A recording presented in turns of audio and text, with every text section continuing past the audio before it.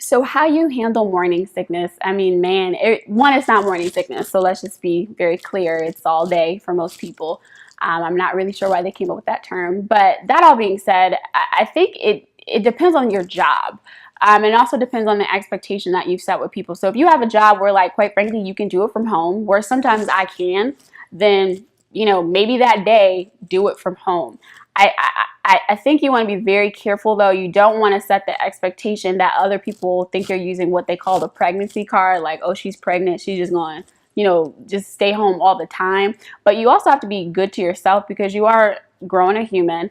And at the end of the day, your livelihood comes before the company. I mean, that's just the reality of it. I would say if you are going to stay home or choose not to come in, make sure that you are having that communication with your boss. If you have someone that you're dotted line to, that ideally you would kind of let them know what's happening. So again, they don't think you're just not showing up for work. You can let them know. And I would say most people at this point, at least for me, they have families of their own. So they know, they can relate whether they've been pregnant, whether their wife's been pregnant, their sister's been pregnant.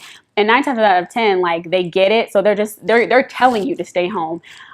You just have to, like I said, find a really fine line between not wanting to prove yourself, like I can do everything, especially in that first trimester where people tend to have more morning sickness than not, and running yourself raggedy where you could have issues as a result, versus also, again, milking the system, I would say, and basically saying, well, maybe your morning sickness is off, but it's not terrible. You can come into work. You would probably potentially come to work under other circumstances or worse as well. So you don't, like, you just want to find the balance. You don't want to overdo it. But again, just know your body and take care of yourself first.